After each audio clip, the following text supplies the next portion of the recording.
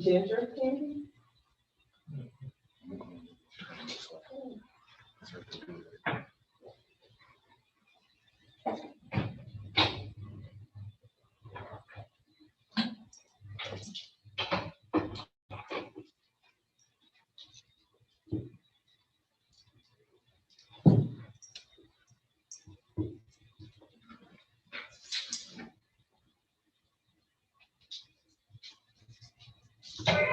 This beachfront Virgo is about.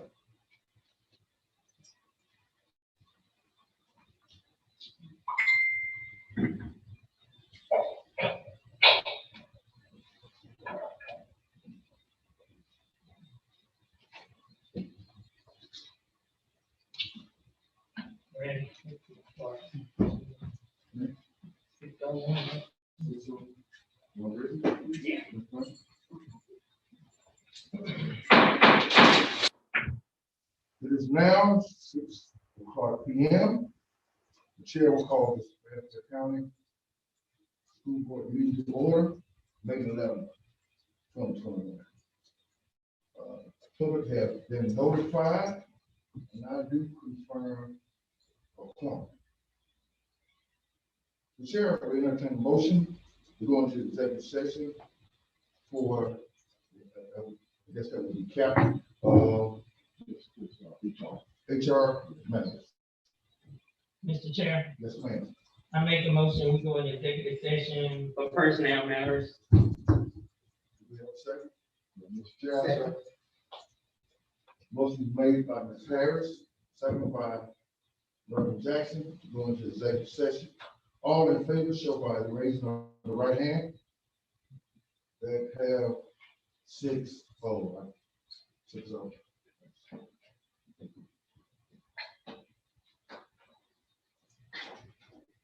We will go into session not to exceed 6:30. At this time, we go into executive session.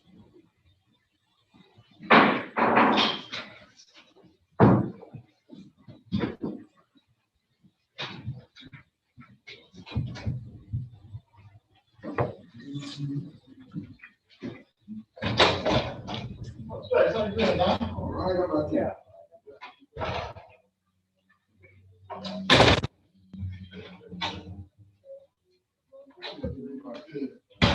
How you been?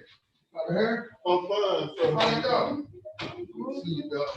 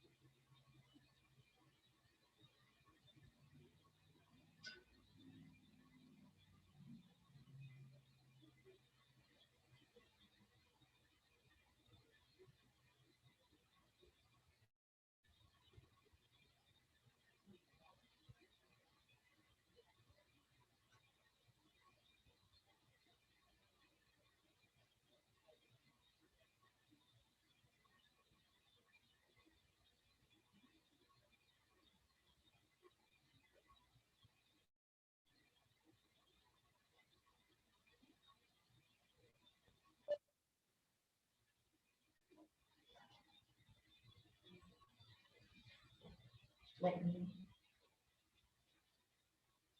Okay.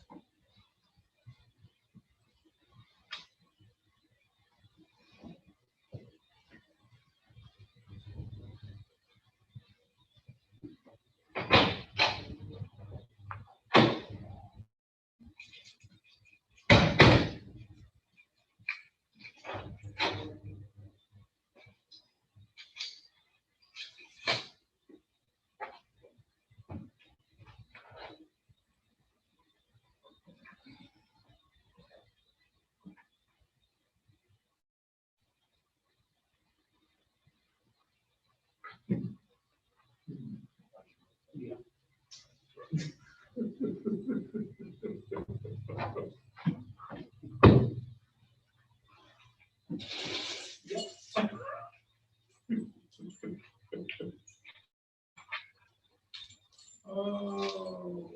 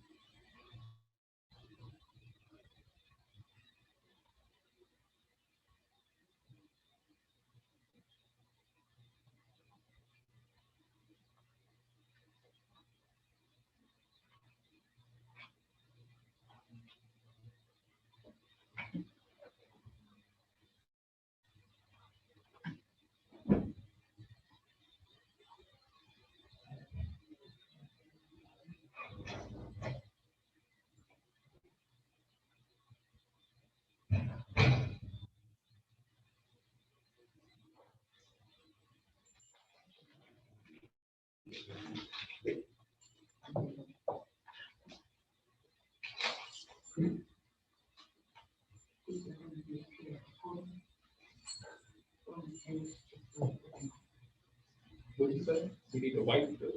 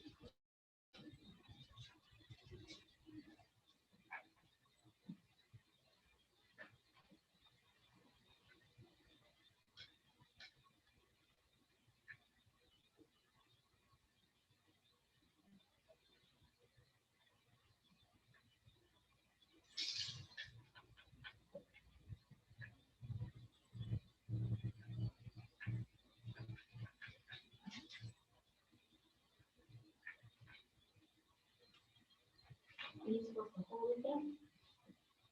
It saying override, but then responded to the 77.2.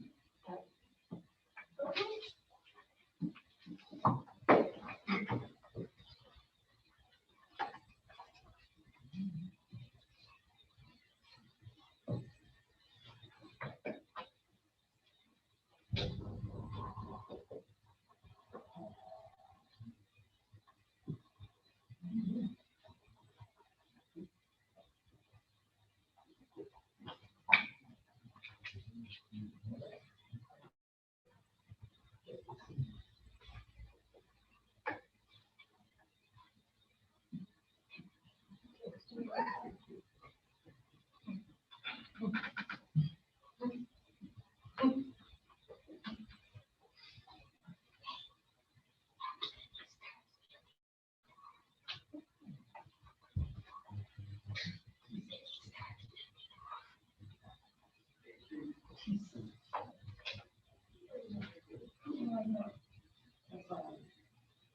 Lord.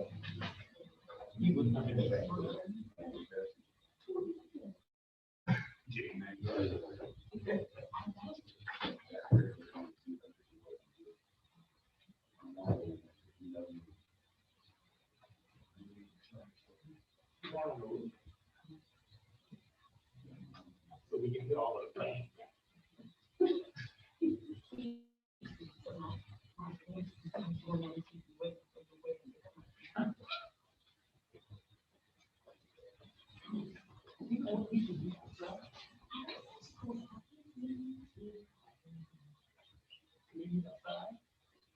All about the things that go on.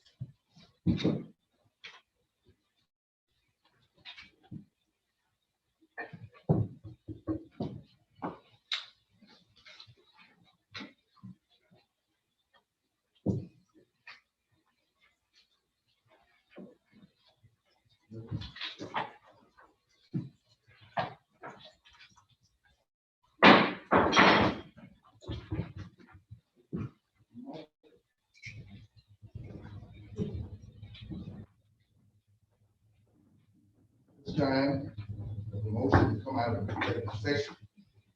So move. Second. This time, Dr. Harris, made the motion. Second by Reverend Jackson, on executive session. All in favor? By raising the right hand. Just want to know that no actions were taken in executive session. Also, we have our board member, Darrell Davis, called and notified us that occupation was made at this time. I just want to welcome everyone to our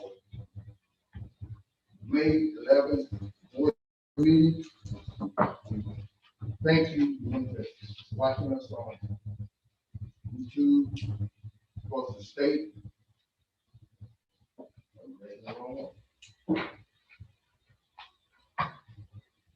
That's good. So, okay. Across YouTube, and we thank you for your support. At this time, we have our board secretary, Ms. Sylvia Harris, leads to pledge allegiance flag and a moment of silence. Let us all stand for the pledge of allegiance and moment of silence. I pledge allegiance To the flag of the United States of America, to the republic for which it stands, one nation, under God, indivisible, with liberty and justice for all. a moment of silence, please.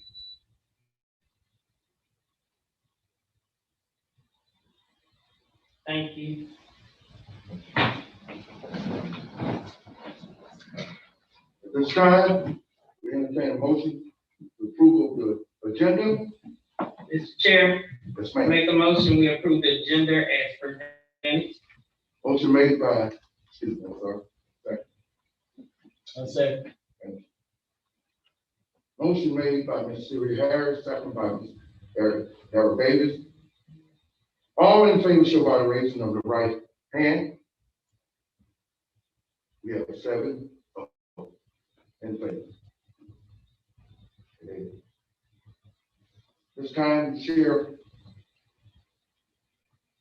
will entertain a motion to approve of the, what's that, April 21st board meeting. Presentation.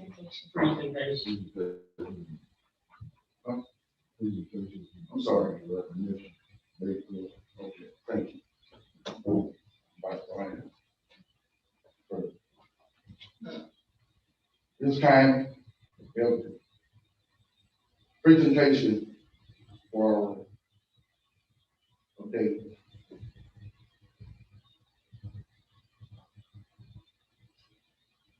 Things moving from the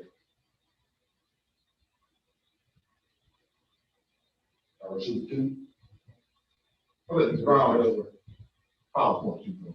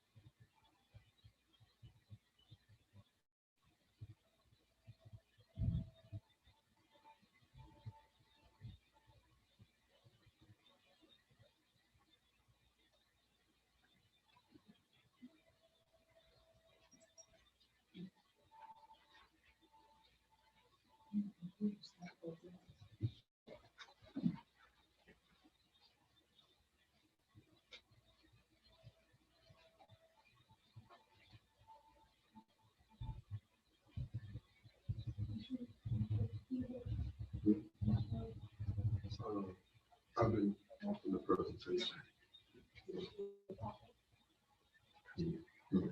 That's just not today. That's just not.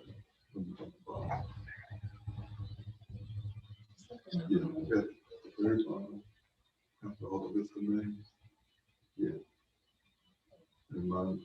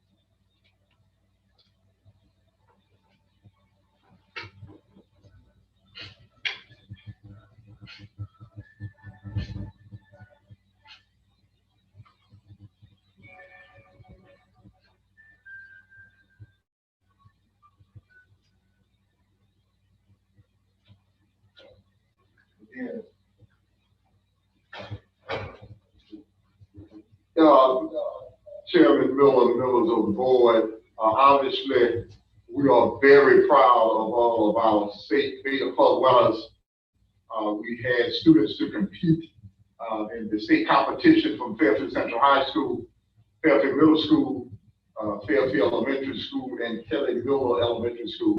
What we just shared was students who placed in the state level competition and as a result had the opportunity to compete in the National Baseball Convention in Orlando, Florida.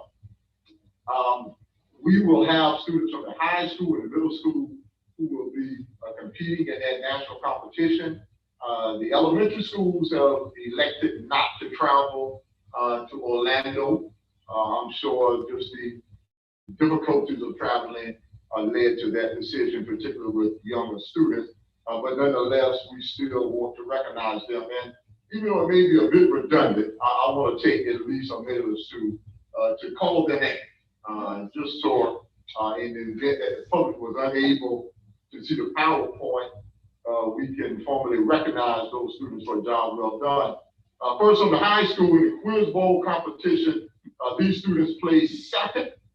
In the state level competition, Paul Ventimiglia, Joshua Mosley, Reverend Tanakula, Aiden Mobley. On freshman problem solving, second place went to Janaya Perry, Gianna Rose, Kendis Green, and Joshua Mosley finished second place in Division II sculpture. Aiden Mobley in Division I sculpture placed in second place. Celicia Jackson, Division II fiber arts, placed second place. Apparel design, first place. Alexus Burbage, Alyssa Pete, Skylar Truesdale were the group that finished first in apparel design. Jaden Dennis in Division II digital arts placed in second place. Kendis Green, Division I black and white photography, placed first. In 12th grade, Paul Ventimiglia, grade Spanish, placed second. Reverend Tanakula, 10th grade science, placed second. Adrian McMillan, 9th grade science, placed first at the state level convention. Aiden Mobley, 10th grade math, placed third. And then finally, last but certainly not least, for the third time in 5 years, Fairfield Central High School has a state Beta Club president in Mr. KYLIE Gaston. Let's give all the Fairfield Central High School. Now for Fairfield Middle School, Kinsley Green, junior drawing, placed second place. Also Kinsley, who is talented in drawing, is also talented in math. Kinsley placed second place in the 8th grade math division. Christy Patel placed second in the 7th grade math position. Leah Williamson, junior color photography, placed third place. Rashid Milwaukee, junior speech division, placed fourth. And also Rashid Milwaukee, 8th grade science, placed fifth. Let's give all of the Fairfield Middle School students a round of applause. From Kelly Miller Elementary, Ryan Hinrich, 4th grade math, placed second. Wyatt Chappelle, 5th grade social studies, placed fifth. Tamia Evans, Shantella Johnson, and Taylor Johnson placed first in apparel design. Wyatt Chappelle, MALIRE Gibbes, and CURLEE, service learning, placed in second place. Let's give those Kelly Miller Elementary School. And finally, Fairfield Elementary School, Javario Walker, creative writing, placed third. Xavier Barbosa Gomez, junior drawing, placed fourth. Julian Barbosa, elementary drawing, placed second. Julian Barbosa, once again, 4th grade language arts, placed first. KEIALA McDuffie, 4th place for 4th grade math. Jaharia Williams, 5th grade ELA, placed third. CIERRA Bell, 5th grade math, placed third.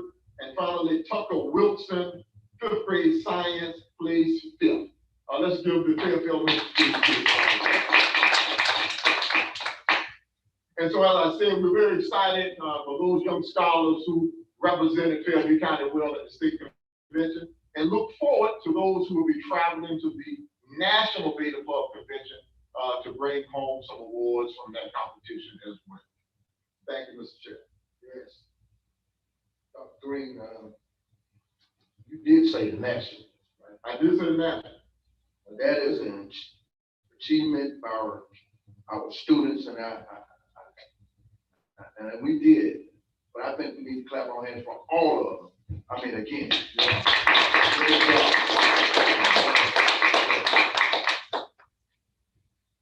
this time, shall we entertain a motion for the minutes from April 20th, 2021? Mr. Chair, Yes, ma'am. I make a motion, we accept the superintendent recommendation to approve the minutes from the April 20th regular call board meeting. Motion was made by Ms. Harris, second by Mr. Davis.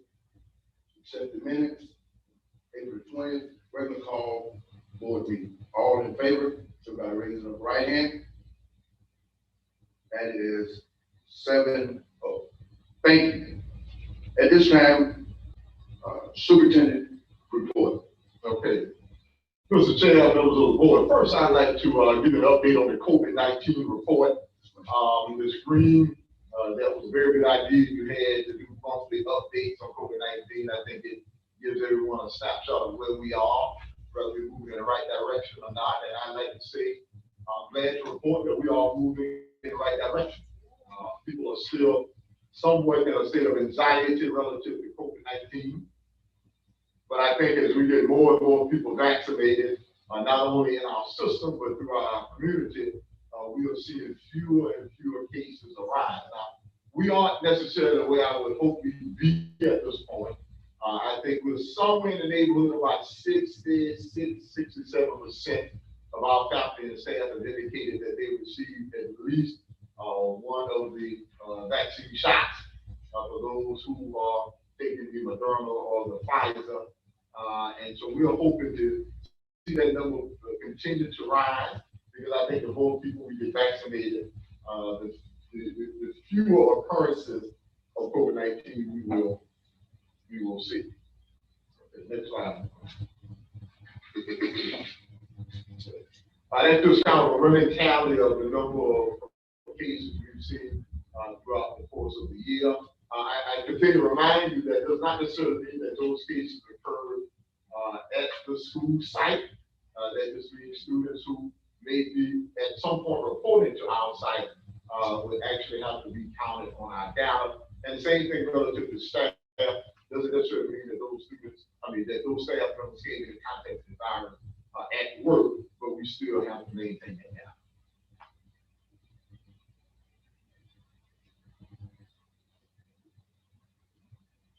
Okay, and as you can see, the numbers continue to decline. For the week of May 3rd through the 7th, we had 2 student cases. And you saw we've had cases as high as 9 or 10 during some of the highest weeks. But as you see, we are continuing to decline. And for the last 2 days, I am excited to report that we had no student cases or no staff cases. So we are continuing to move in the right direction. Next slide, Ms. Brown. And for the week of May 3rd through the 7th, that's even better. So we've had 0 staff cases for the week of May 3rd through the 7th. And obviously, those are the kinds of numbers that we are looking forward to seeing. As I said, I think as we continue to see more and more people get vaccinated, we'll continue to see more and more numbers in that range. You probably saw where the FDA did provide approval for young people, young children from the age of 12 to 16 to receive the vaccination. In the event that we see more and more young people begin to be vaccinated, I think we'll see those numbers decline as well. I think I heard a statistic that somewhere around 22 to 25% of new COVID cases are involving young people.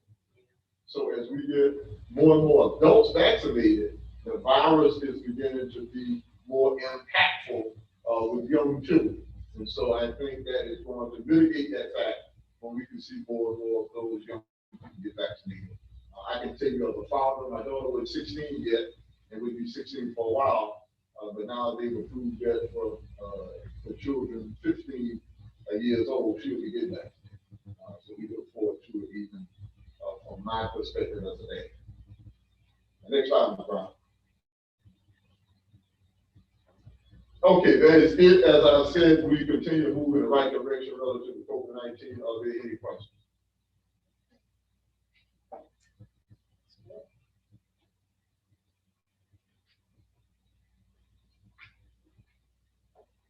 Okay. Next thing I want to talk about, I'm going to take a little bit more time than I normally might take during the superintendent's report. But I felt it was important that I at least update the board on I guess an ongoing investigative report, if you will, that is being done by the independent voice in collaboration with the Post and Courier. And in my conversation with the reporter from Post and Courier, he indicated that they are collaborating with local publications to assist them in stories, I guess, that they feel are worthwhile, that they've not necessarily had the resources to pursue themselves. And so this is a collaboration between the independent voice and the Post and Courier that focuses on the Fairfield County School District and I guess my tenure as superintendent. And so I'm going to talk a little bit about some of the items that they indicated were of interest, okay? And quite honestly, some of the items were a bit surprising. Others have been things that we have heard apparent concern expressed about locally in years past. But I want you all to be blindsided by any question. You'll know exactly what has been communicated to me and what I have responded to. And so I have written down a few items that I want to share with you that they've expressed some concern about. And so the first item we've gotten lots of questions about involves student travel, particularly the Griffin Bow Tie Club, Elite Ladies Mentoring Program, and specifically the district honors chorus. Questions around the honors chorus trip to Carnegie Hall, the honors chorus trip to Italy, the Bow Tie Club trip to Washington, D.C., the Bow Tie Club trip to Louisville, Kentucky, and quite honestly, a question or a suggestion that maybe these kinds of endeavors have no educational value and therefore not worthy of district resources. Obviously, I push back on that as I have for many, many years. I continue to remind people that providing our young people with exposure not only impacts their ELA or math scores, but it potentially changes the trajectory of their lives. When you talk about the value of exposing young people, I don't even know how you put a dollar figure on that. Because particularly in rural, high poverty communities like Fairfield County here, this could be the difference between a young man or a young lady coming to the realization that their dreams can become reality, and also developing dreams that they never had before. And I almost, and some people are offended when I say this, but I think there's some who feel as if these kinds of opportunities only should exist for certain kids. And so when we talk about exposing a predominantly population of African-American students who come from a large percentage of homes that don't have the kinds of resources that maybe others have, then we question whether that kind of investment is worthwhile. And I am here to say that as long as the board will have me as superintendent, I will continue to work to provide opportunities for our young people. And they write as many stories as they like about that. I accept that. But I think that is what our responsibility is. And we have never one time went to a single taxpayer in this community that said we want to raise your taxes to provide opportunities to young people. Everything we do in the context of the budget. So now a single person is paying more in taxes if we took them to Italy or we didn't, if we took them to New York or we didn't, if we took them to Kentucky or we didn't. But the minute our young people fall victim to a violent crime, the minute they commit a crime, and the minute they don't fulfill their They're potential, people are eager to write stories about that. But when it's time to do things to change the trajectory of their lives, then people question the value of that. And so if you are truly interested in the trajectory of young people, then don't talk about them when they do wrong. How about invest in them so they can do right? And so I am passionate about that. And anyone who questions rather the money we invest in our young people to have those kinds of experience, I question whether you truly care about our young people. Okay, let me say that. I question whether you truly even care about our young people. Now, the other issue that was inquired about, and I was a bit perplexed by this as well, a suggestion that my wife has accompanied me on a couple of conferences. Not that the district has paid for my wife, but on a few occasions, my wife has accompanied me on a couple of conferences and stayed in the room with me. And I would wonder what they say if she didn't stay in the room with me. Okay? And so no one is asking the district or anyone else to extend any other resources if for those few trips my wife did stay in the room with me. And I question, is that exceptional? I mean, I've been to a few conferences over my 9-year tenure here, as you have as well. And is it exceptional for anyone to see a spouse attend a conference? And so I wonder whether this is something that is a standard just for us, okay?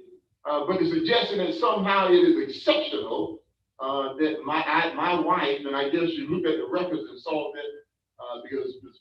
Brown makes the reservation, and my wife didn't go to a lot of conferences, but she's going to attend.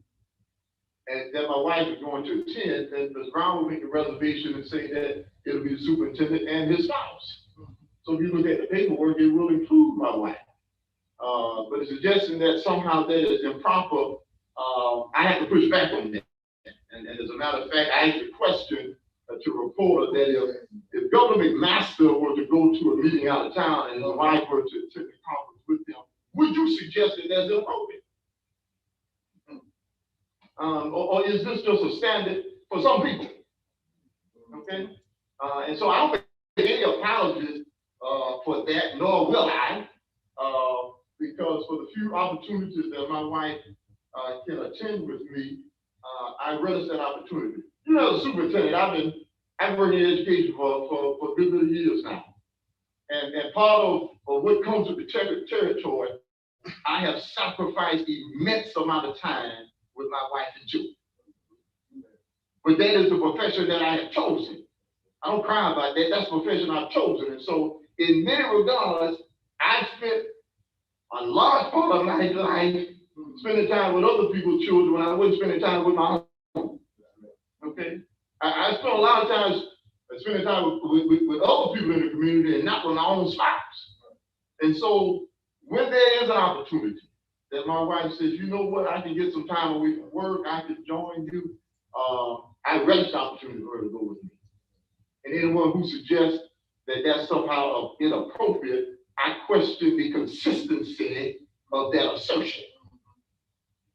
And if you say that that's somehow inappropriate, I want to hear you say that to every other member of the General Assembly, every other superintendent, every other school board member, every other county council member, mayor, city council. I want to see that consistently charged, because I question whether that actually occurred. There was a question about the Fairfield Central High School journalism class and the Fairfield Post publication. Apparently there are some issues with the journalism class, in particular, the Post publication. It was stated that our local publication sees that as competition. Now, I'm not sure how our students, yeah, it's competition, yeah, our children.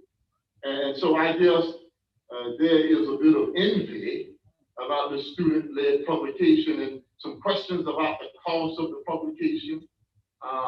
Well, I shared because I was just filling out another grant application with Dominion Energy.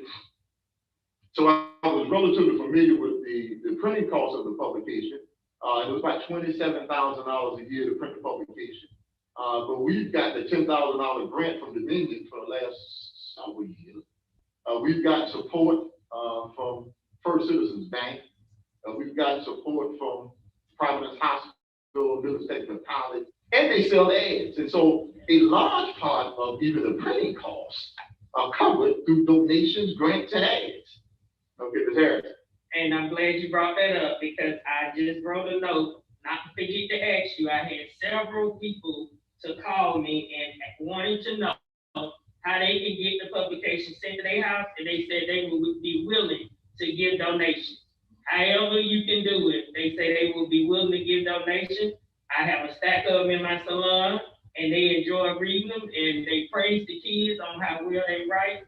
So whenever you give me some feedback, and I can let the people know, but they said they would be willing to donate money or either pay for the paper, however you decide to do. Well, I appreciate that information, Ms. Harris, and I guess I am, once again, I'm a bit perplexed.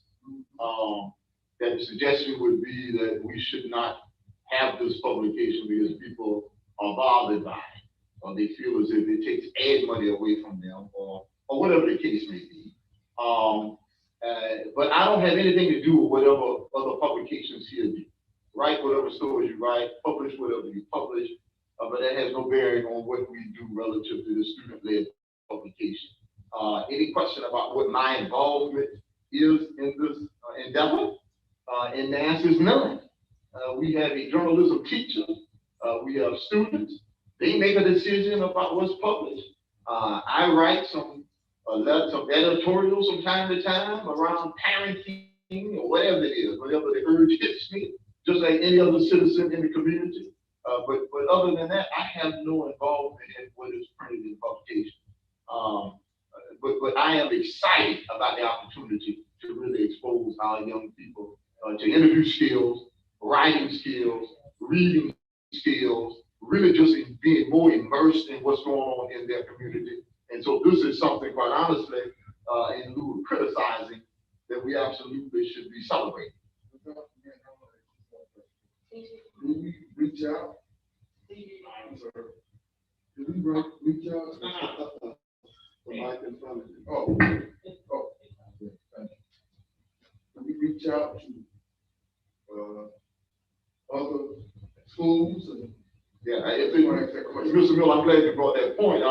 You know, when I was writing up the grant proposal, this was probably one of the most significant collaborations that we've had with Richard Wayne Academy.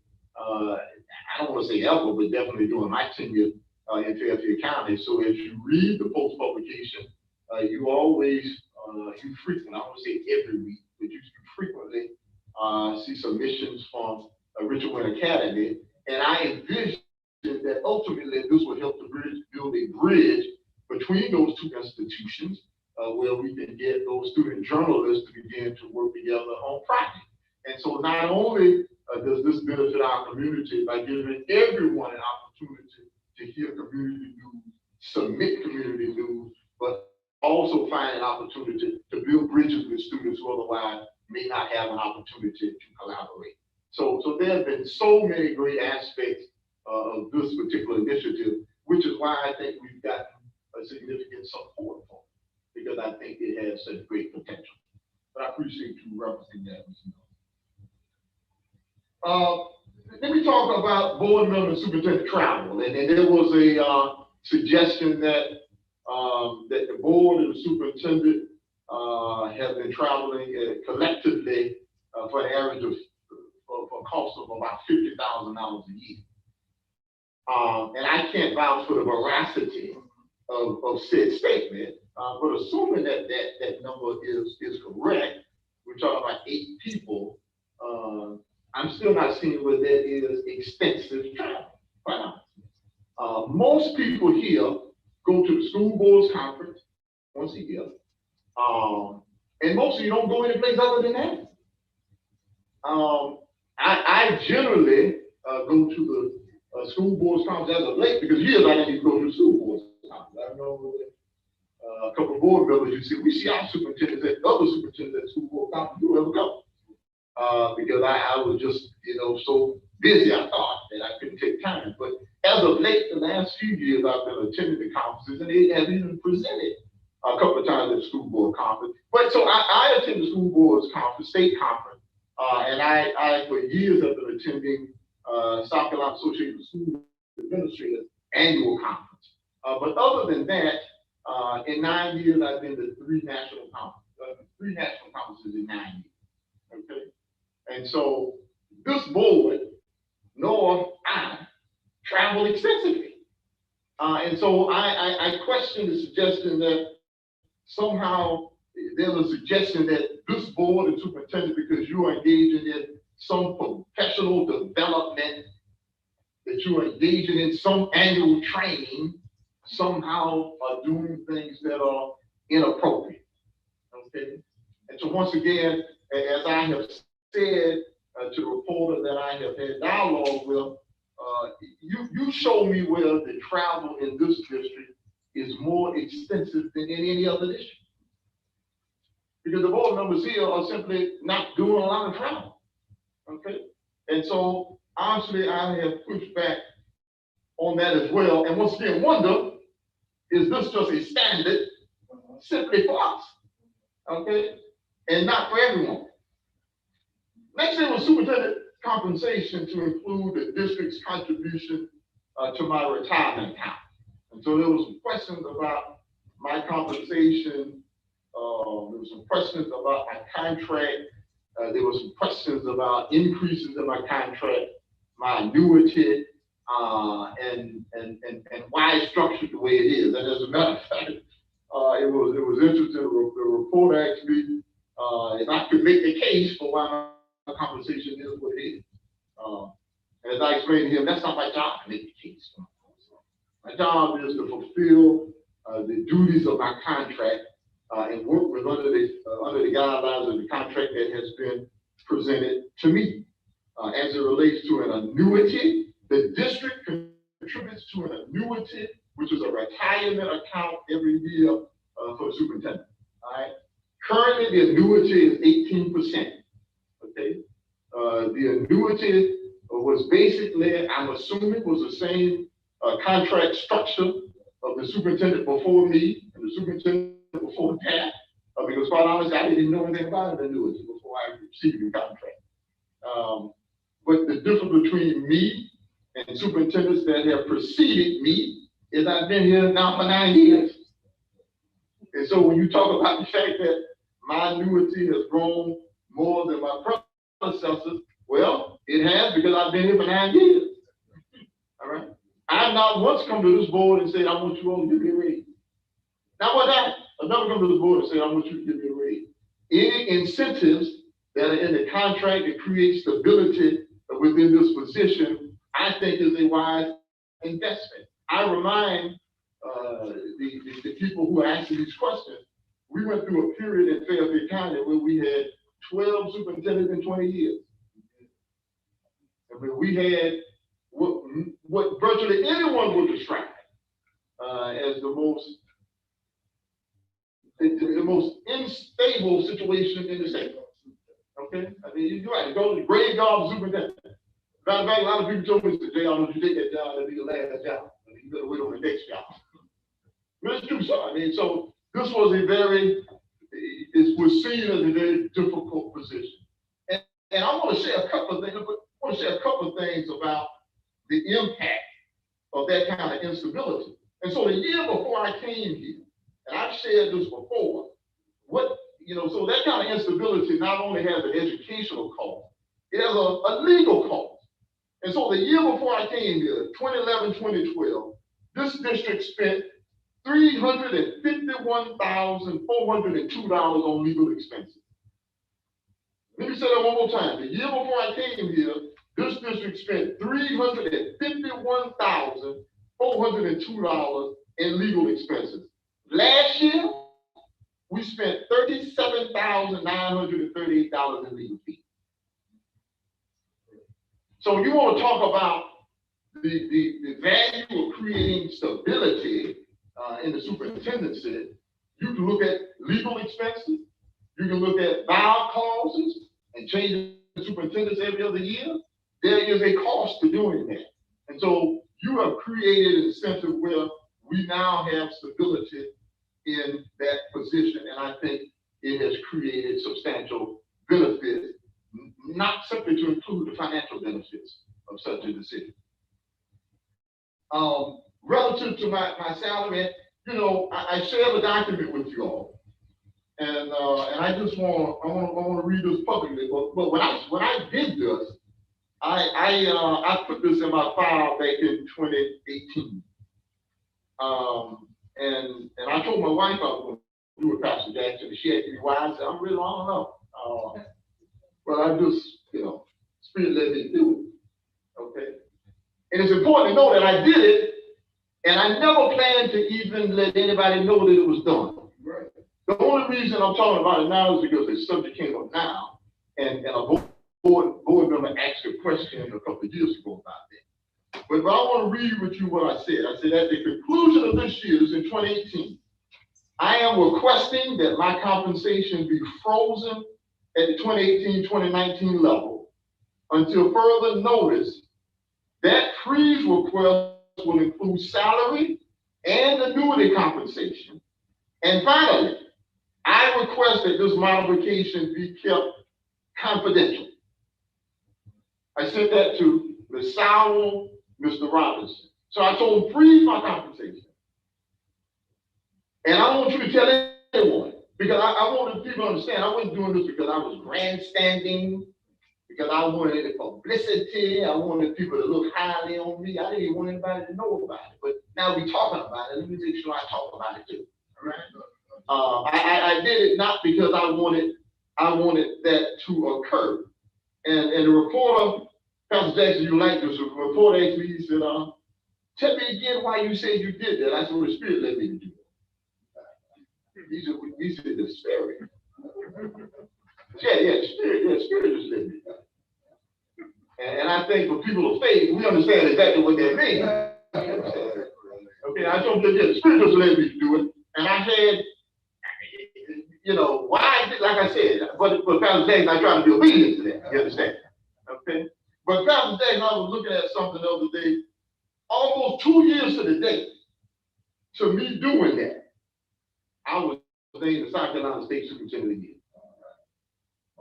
Almost 2 years to the day after I did that, I was named the South Carolina State Superintendent of the Year.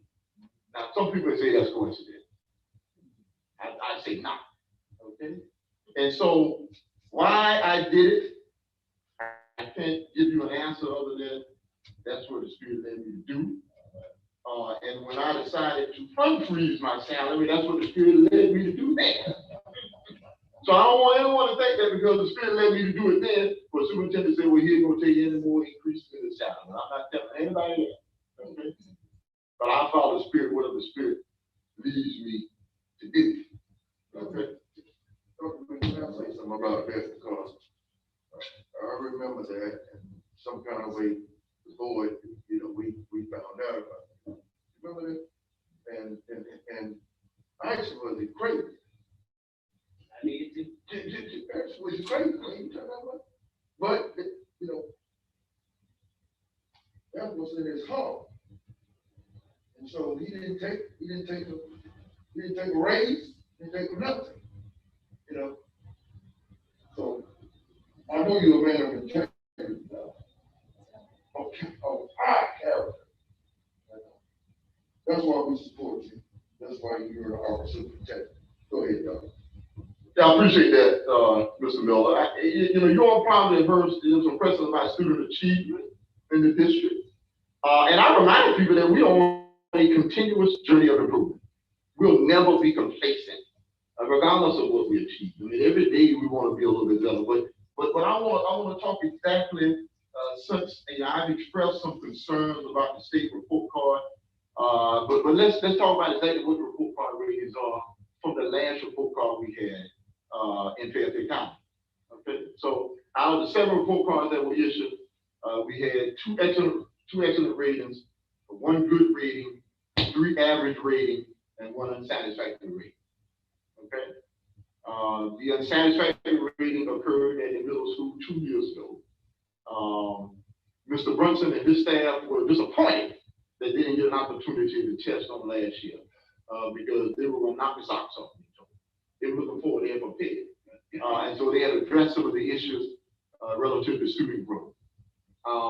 That unsatisfactory rating is the first unsatisfactory rating that any school has received in my 9-year tenure. Okay. As it relates to where we are with student achievement, I could go on and talk about STEM College Academy. I could go on about the number of college courses that we provide in high school, and a multitude of things that we have achieved. But what is always kind of perplexing to me is when people want to kind of cherry pick data and talk about specific specific metrics and not look at the overall picture. The overall picture is we want to talk about the ratings in Fairfield County. We got 2 excellent, a good, 3 average, unsatisfactory. Those are facts. Okay, so you go and pick out this number from 4th grade and that number from 3rd grade and this number from 7th grade. That's the reality relative to student achievement. And as it relates to even the unsatisfactory, is the first and only unsatisfactory we've had in any school in 9 years. We talk about teacher salary schedule because, you know, I want the boys, because you may hear this again, there was a question about average teacher salary and where Fairfield County ranks relative to average teacher salary. Whereas I explained to the reporter, average teacher salary is largely a function of the experience level, the tenure of teachers in a particular district. It has nothing to do with the teacher salary scale.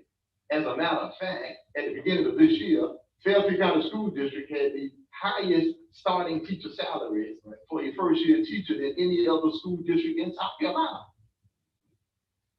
But we conveniently seem to leave that out of our analysis.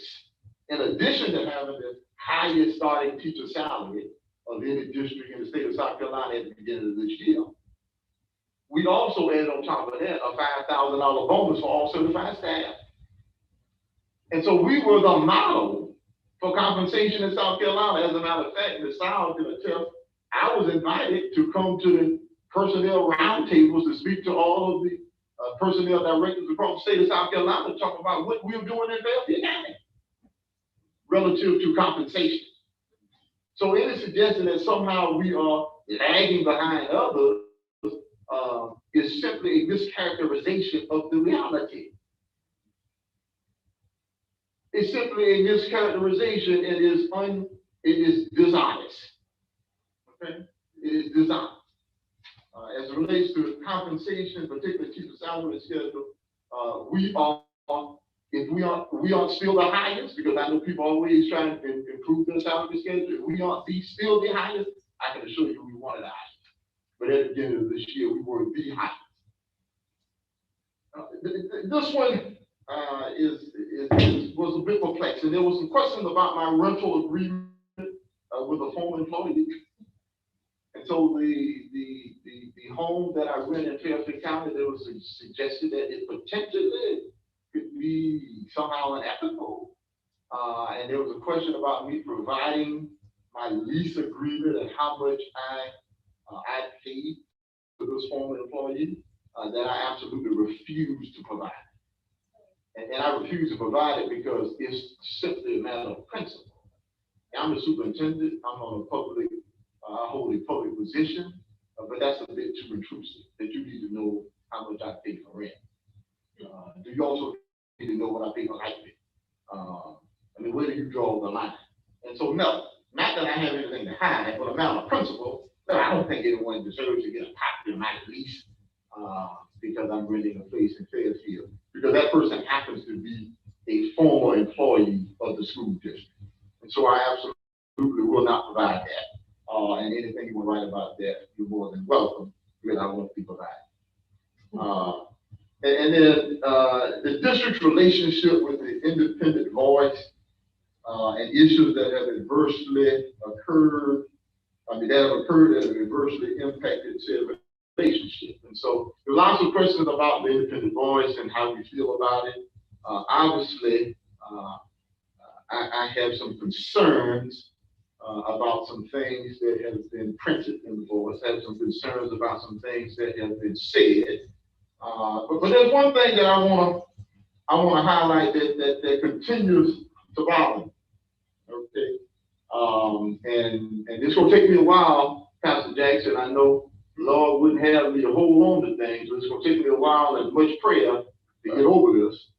But on May 14, 2019, there was a tweet sent out by the reporter from the Independent Voice. After I recognized the Fairfield Central High School journalism student during the board meeting for live streaming the Billings Technical College graduation and the South Carolina Teacher of the Year banquet. That was the banquet in which Ms. Jefferson was named the South Carolina Teacher of the Year. This was the first South Carolina State Teacher of the Year in the history of the Fairfield County School District. The first. And obviously there was and continues to be a great source of pride for such a recognition. But this is what was tweeted by the Independent Voices reporter. At Fairfield School Board meeting, J.R. Green, K-12, praises the district's taxpayer-funded newspaper for live streaming the Teacher of the Year event. Doesn't mention he serves in the State Education Department Board and copies Molly Spearman and the Blackwood Board. And the suggestion, I guess, is that because of my role on the State Board of Education, Ms. Jefferson isn't deserving or wasn't deserving of the State Teacher of the Year. Somehow she only won the State Teacher of the Year because I serve on the State Board of Education. When the State Board of Education has nothing to do with the Teacher of the Year. But to diminish her accomplishments, it will be hard for me, Pastor Jackson. I need to do a lot of praying for that. It's going to be hard for me to get past that. And I said to the reporter, and I'm going to say it publicly, not only was Ms. Jefferson the first State Teacher of the Year in the history of Fairfield County School District, Ms. Jefferson is one of the few in the history of the South Carolina Teacher of the Year award, persons of color, to win that award. Right. So if you go over the history of the South Carolina State Teacher of the Year, there have been very few Black people to win that award. And so when we get one of the few and one of the first in many years to be named the South Carolina State Teacher of the Year, for the reporter from the Independent Voice to somehow diminish that recognition, to somehow suggest that she isn't deserving of that honor, that speaks to your character, that speaks to your biasness. And you are absolutely right that says to me, you are an objective journalist. So you ask me the question, why do I have an issue? That's one of the reasons I have an issue.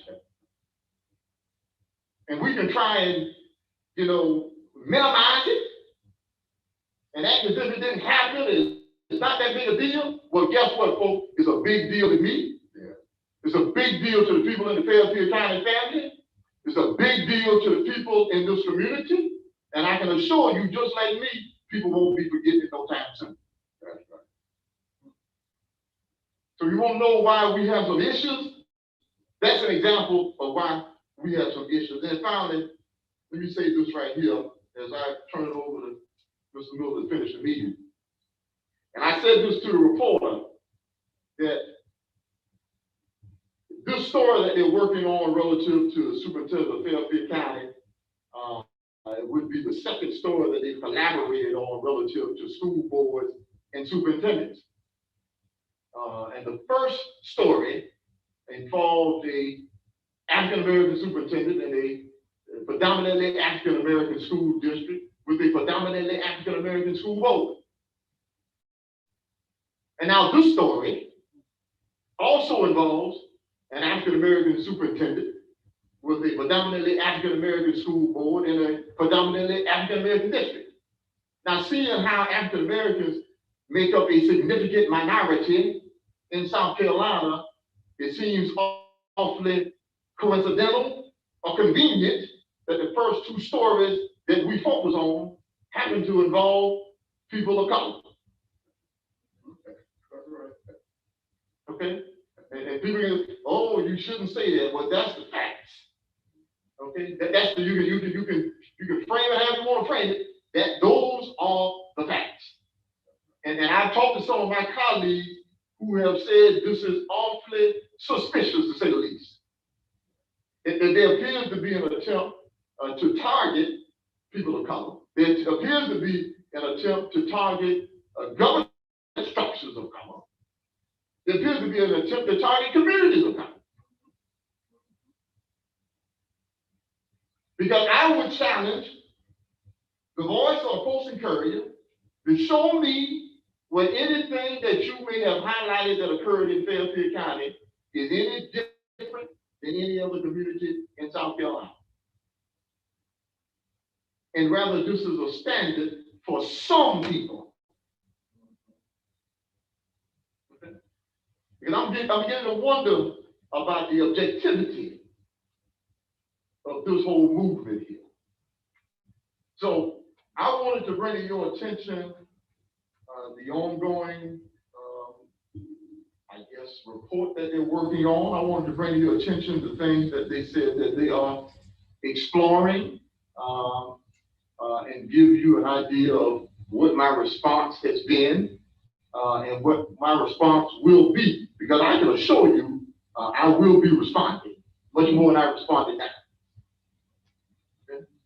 Yeah, you know, if folks think they're just simply going to put out half truths and try and characterize this district and this board and this superintendent in manners that are not consistent, and we're not going to push back on it or tell the full truth, then they say a mistake. So I look forward to reading whatever it is they've written. I am very proud of my tenure here as superintendent. I'm very proud of what we have accomplished. I'm very proud of the fact that you all have committed to keeping me here for the time that you have. You know, one of the questions that I posed that was asked of me, well, how long are you going to be there? And I said, well, I'm going to be here as long as people won't be here. Okay, as long as the board feels as if I'm effective, as long as the staff feels as if I'm providing good leadership, as long as the community feels as if I care about their children, that's how long I'm going to be. And when those things are not occurring, then that'll be my cue that it's time for me to leave. Okay. Thank you, Ms. Bill. I'm sorry I took a little longer than normal on the superintendent's report, but there were some things that I felt needed to be addressed. Okay, Dr. Green, thank you. Thank you. Karen would like us on the summer work, please. Oh, okay, I'm messed up here. So you give me summer work hours, all right? And so summer work hours, Ms. Miller, as you and the board knows that we generally go to 10-hour days through the summer and not work on Friday. The proposal is that we move forward once again this year with summer work hours from 7 to 5:30 Monday through Thursday, with the district office being closed on Friday. That will begin June 14, 2021 and conclude Friday, August 6, 2021. Can we get a motion on the summer work? Mr. Chair, Yes, ma'am. I make a motion, we accept the superintendent recommendation to approve the district summer work hours from 7 a.m. to 5:30 p.m. Monday through Thursday, beginning on Monday, June 14, 2021, and concluding on Friday, August 6, 2021. Mr. Chair, I second. Thank you.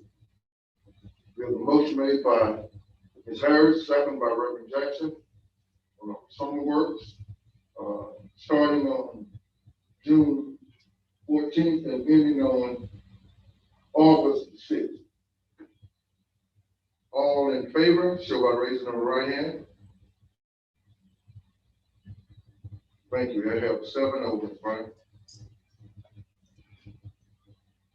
Next, we will have curriculum and instruction.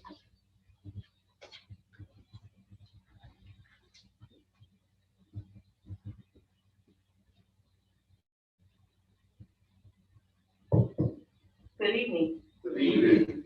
For your approval this evening is the overnight and out-of-state field trip request for Fairfield Central High School students, along with Fairfield Middle School students, to attend the National Beta Club Convention taking place in June and July in Orlando, Florida. Fairfield Middle School will have 4 students along with 2 chaperones attending the conference. And Fairfield Central High School will have a total of 36 students and 5 chaperones. The recommendation from the superintendent reads: the superintendent recommends the board approve the overnight and out-of-state field trip request for Fairfield Central High School and Fairfield Middle School. Can we get a motion? Also move. Get a second? I second. Motion made by Dr. Harris, second by Mr. Garrett Davis on the out-of-state trip to Orlando, Florida. All in favor? Excuse me, I'm gonna call question. Discussion. We have discussion on? Mr. Chair, Yes, ma'am. Dr. Green, the last meeting you did say that they were gonna have to pay like a deposit to make sure that they are going, since I know some of that last minute, they're not going, and then, the money can't get back. That's right. Yeah, that is correct, Ms. Harrison. Initially it was I think it was a $50 deposit plus, they plan to go to a theme park, so they're back to pay their $50 in theme park as well. So, but in essence, it ended up being a $50 deposit plus your theme park money. More discussion. I just want to say that I agree with exposure. And if we don't expose our children to different settings, they may never have that opportunity. And especially the beta, they've proven that they're serious about their club. And I believe that they've earned it. Green, as I said, for anyone who's interested in in our young people maximizing their potential, it baffles me that you would not be in favor of exposure. There is no research anywhere that would suggest that exposure is not vital, particularly in distressed communities, particularly for a lot of young people who might not have the opportunities otherwise. I'll tell you, this is it's kind of a funny story, but when I told you that because of the challenges with COVID and transportation costs, that our young people would be flying to the conference down in Orlando, Florida. And Dr. Squitter told me that one of her students, he got a chuckle out of it, said, I want to go, Dr. Squitter, but I don't have my passport. You know what I mean? And Dr. Squitter, no, don't worry about it. You're going to be fine. You will need the passport to fly to Orlando. But I share that example to say, obviously this is a young person who may not have flown before. This may be a young person who may have gone to Orlando before. And so when the school district can help to facilitate that kind of opportunity, we would be doing less than our due diligence for not following through to make that happen. And so not only is it a good thing, I think that's what we are obligated to do. I got a question. Do we not have the president, particularly the president of the state? We do. Kind of elaborate on that. Yeah. And so I appreciate Mr. Miller mentioning Mr. KYLIE Gaston, who is South Carolina State Beta Club president, who, as I may say once again, is third president in 5 years in Fairfield Central High School. Because he is a state president in Beta, he'll get the opportunity to compete for a national president. Okay. And so not only do students compete in ELA and math and drama and history and science and all these other subjects that I told you about, he'll be there campaigning for the national president. Okay. And so just so many opportunities, so many different opportunities for them to to get exposure with other students, to build relationship. It's just a wonderful experience for you. Any more discussion? All in favor of our overnight state trip request? Show the raising of the right hand. We have 7. Thank you. Thank you, Dr. Next, we will have our operations and finance. Good evening. Good evening. Under Operations and Finance, this evening, the first item you have is the finance report for the month of April. And I'll just briefly mention that in this report, typically we have the local tax revenues for the month.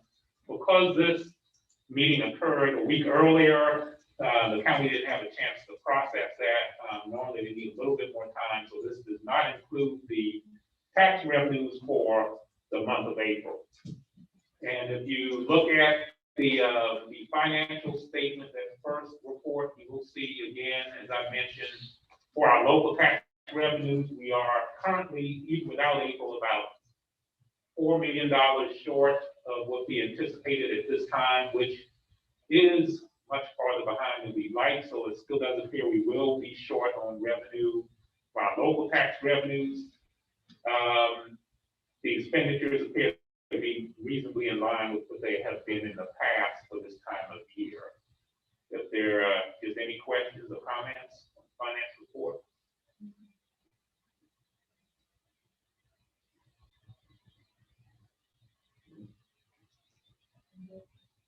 None? All right. Moving on, the second item is a budget transfer request for the Beta Club Convention. And the superintendent recommends approval of a budget transfer to pay for the Beta Club Summer Convention. This transfer will pay for travel and lodging for Fairfield Middle School and Fairfield Central High School.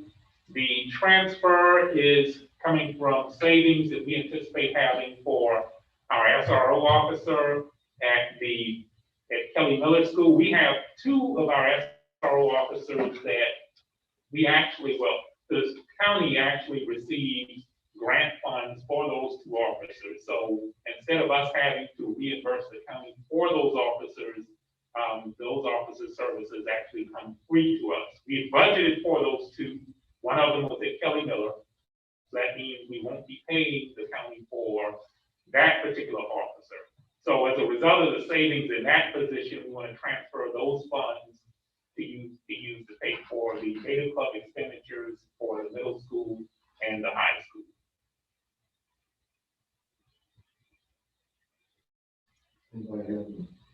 And make the motion.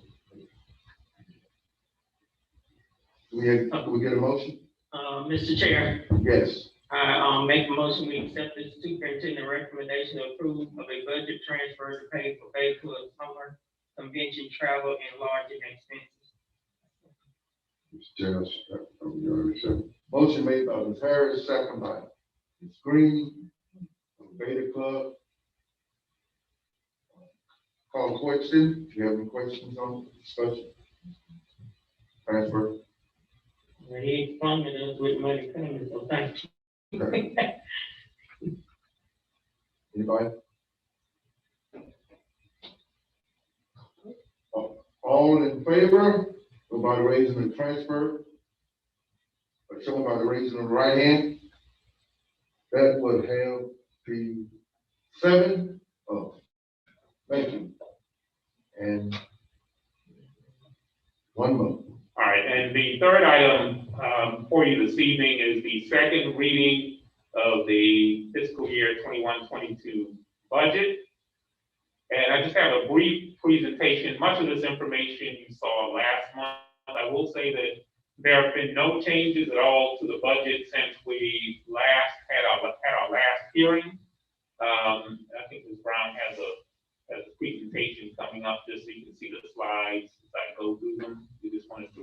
review of them again.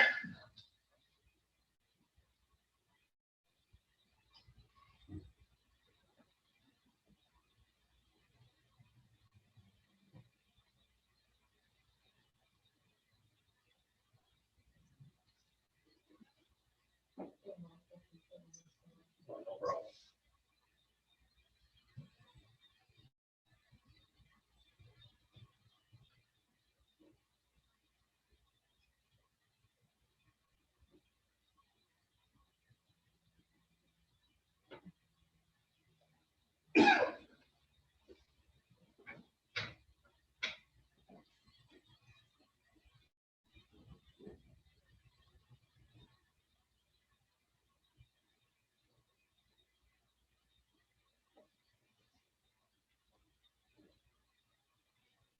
Okay, if you go to the next slide, thank you.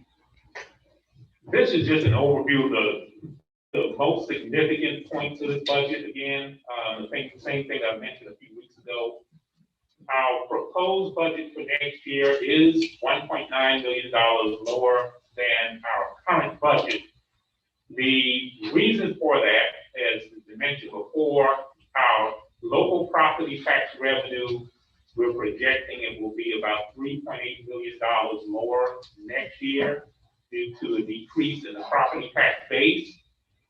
And in order to make up for that lower amount of revenue, we have, in that third bullet item, lower salaries and benefits. Why are those salaries and benefits lower? Well, because we typically have some vacancies built into the budget. And so this year, we have eliminated those vacancies from the budget. So that does lower the salaries and benefits. We also are planning on using some of our federal grant funds to supplement some of our salaries and benefits, which means we have additional salaries, not additional salaries, but we have salaries that would normally be in the general fund that would now be coming out of those federal funds. So as a result, the salaries and benefits we're projecting will be about $1.9 million lower. So in order to make up for the additional amount of property tax revenue that we're not receiving, we also are proposing in bullet number 4 to use an additional $1.6 million from the fund balance to balance our budget. Currently, we are using about $1 million out of the fund balance in this current year. So we're proposing an additional $1.6 million to help us balance the budget for next year. So those are the major points that I just want you to remember regarding this budget. Move to the next slide. Now, while our budget does not change, there are some potential changes in the state legislature. Right now, it appears that we will not have a state budget that's approved. And well, by the time we do our third meeting, which is at the beginning of June, it may not be until the end of June that we will have a state budget. There are some changes that have occurred in the legislature. The Senate, South Carolina Senate, has proposed a $1,000 increase for each teacher salary level. So that's a potential change. So that has to be worked out between the South Carolina Senate and House. And because we don't know what we will end up with, we haven't changed the budget. We're just waiting for that to be finalized to determine what the salary schedule will actually be for our teachers. Also, there's a potential increase to the district's portion of health insurance. What I reported a few weeks ago is that we were looking at about a 0.5% increase. I've seen something saying that may be as high as 2.5%. So if that materializes, then that will mean that the district will have additional costs for health insurance. And there's also the potential that with the Senate, we may get an increase to some of the funding that we receive to help offset our bus driver salary. So that would be a plus for the district if that occurs. But as I said, we're just waiting for the legislature to finalize what the budget will be. And unfortunately, we don't think it will happen before we've done our third reading, but we will keep you abreast of that if anything changes. So move to the next slide. Again, this is just a summary of our revenues in our budget in the current year. Currently, budgeted revenue is $45,265,000. For next year, we're proposing on the right-hand side revenues of $43,393,496. If you look at that first line item under tax revenues and reimbursements, that's really primarily where the entire difference is. As I reported before, it's all due to the local tax revenues that we anticipate will be lower next year than they were in the budget for this current year. And that's just due to the loss of property tax revenue. So that's the major driver in our budget between the two years. Move to the next one, please. And then again, in the expenditures, to summarize, we just have the current budget by salary, not by salary, by expenditure category, and we're comparing that to our proposed budget for next year. As I've stated before, the major change is in salaries and benefits, and we're looking at a decrease of approximately $1.9 million as a result of the vacancies that we're not including, and also as a result of moving some of the salaries and benefits to our federal funds, which we're taking out of our general fund. Next slide, please. So just to summarize, the budgeted revenue does equal the requested expenditures. We are proposing using $2.6 million from the fund balance to help balance the budget. There is no millage increase in the requested budget, and therefore the district is requesting a second reading approval of a budget of $43,393,496, which includes a millage of 203.1 mils, which is no increase in the millage. Questions, comments?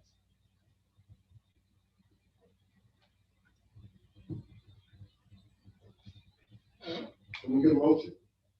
Mr. Chair, I make the motion, we accept the superintendent recommendation to approve second reading of the fiscal year 2021-22 budget in the amount of $43,393,496, which includes no changes in the village.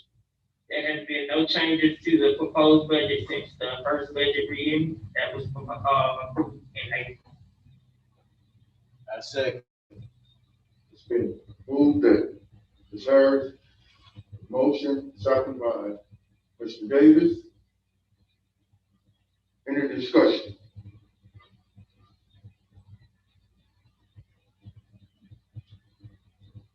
All right, just one question. I see it here. It said, which includes no change in the middle. Is that correct? Yes, sir. Mr. Robinson? Yes, sir. You sure? Absolutely. Right. Because I know I'm getting some questions.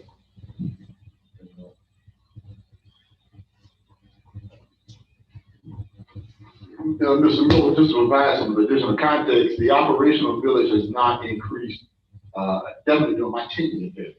And so I'm not sure when it has increased, Kevin would be familiar, but it has increased over the last 9 years, right? I'm sure of that. So if you talk about increasing taxes in the school district, the operational village has been the same for my entire tenure, which is my 9 years. This time, all in favor of the second reading of $43,353,496, 21-22 budget. Show by the raising of the right hand. That have 7. Oh, this time, thank you, Mr. Robinson. This time we're going to hear from human resources.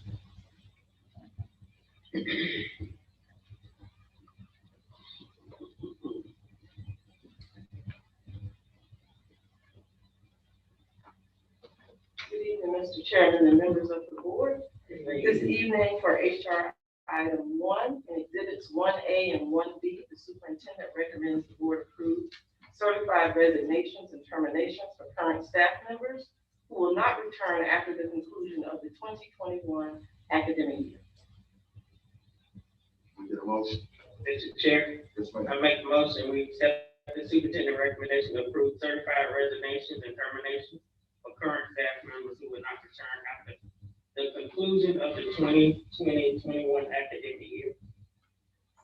Chair, Oh, exhibit 1A, exhibit 1B. Chair, second. Thank you. No, personnel, we don't question, so. All in favor? Somebody raise their right hand. That would be 7-0.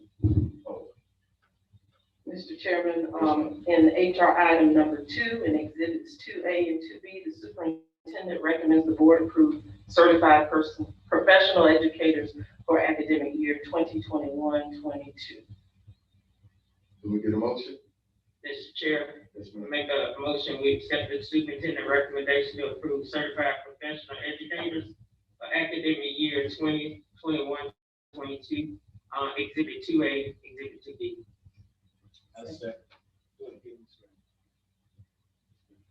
Okay, Ms. Green, thank you. Motion made by Ms. Harris, second by Ms. Green. All in favor of the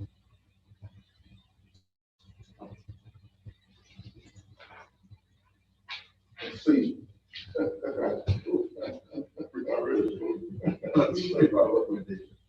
Certified recommendation, show by raising the right hand. That'd be 7-0. Thank you. Thank you, sir. And so, at this time, we have the, board chair report. I'm gonna be short. Ms. Harris, you wanna read it? Okay. This is, from the South Carolina School Board Association. It says, Dear Dr. J.R. Green, congratulations on the district winning the SCSDA Policy Service Drawing for 1 year of school board met at the annual convention. Board member, yours truly, Sylvia Harrison, was the lucky winner. Should you elect to accept this prize, SCSDA will waive the yearly maintenance fee of $2,360 at the end of the year 2021-22 school year. The board will determine whether it would like to continue using BoardNet. The district will be responsible for the yearly maintenance fee beginning July of 2022. Please contact me after you have the opportunity to discuss this with your board. Thank you for your participation, and I look forward to working with you. Ms. Dr. Tiffany Richardson. And I'll give it to Javon. Mr. Chair, there's one more announcement. I'd be remiss if I didn't share with the board. This past weekend, we've had, for the last couple of weeks, we've had lots of graduates. And so I want to give a shout out to all the Fairfield Central High School graduates who have graduated from college. They've done a tremendous job. But I want to recognize a young man who was the top graduate at his institution. Come on, Steve, come on. Presidential award. Yes, He spoke during the graduation, Mr. Vernon Kennedy, who was a graduate of the College of Charleston Honors College. The highest award that can be given to a student and presented remarks from the graduation. So when people talk about the tremendous preparation, cultivation that is going on in the Fairfield County School District, that is indicative of the things that are going on. Thank you, sir. I want to piggyback off to what you just said, Green. We just had Commitment Tech graduates and our STEM students. We had 17 that graduated from our Commitment Tech. 15 got degrees and 2 got certificates. That is so wonderful. Y'all clap your hands. Still doing great things in Fairfield County. I don't care what they say. Stick your chest out. We're doing some wonderful things. And I was here. See, anybody can tell you that. I'm gonna tell you what I know. Okay, if I was to testify today, and look at, I was here when we was the graveyard superintendent. I went through all that foolishness, and I'm so glad that the board found out the green and we came together. And so we not perfect, but we work together. You know, do we have disagreements? Absolutely. I disagree with my wife sometimes. So, you know, when I say that, you know, this school district is something special. And you get them from Lexington, you get them from Greenville District, everybody coming to Fairfield County. What's going on, Ms. Harris? You're doing great things up here. That's what's going on. What about Mr. Singh? Man, you better wake up. Let's see what she ready to go. Get out of here. Can we get a motion? Well, I need to say one thing to y'all, and I'm also extremely proud and like the work that I'm doing because I have had several of my recipients receive my scholarship to graduate, and they let me know, Ms. Harrison, we made it. And I'm extremely proud of them, and they are the ones that keep me doing what I'm doing because it was a struggle because of the pandemic. But Ms. Harrison finna do it again.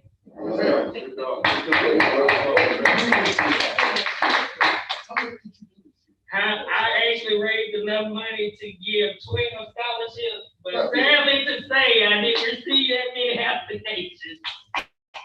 Wow. Yes, in the amount of $500 each, and that was from just donations. Awesome. I didn't have any fundraisers, so yes, I did. They reached out to me before I even told them I was going to This be been in. different. Yes. This is awesome, man. Can we get a motion? Make a motion, we adjourn. Second. Motion made by Ms. Harris, second by Ms. Davis. All in favor, show by raising the right hand. Meeting is adjourned.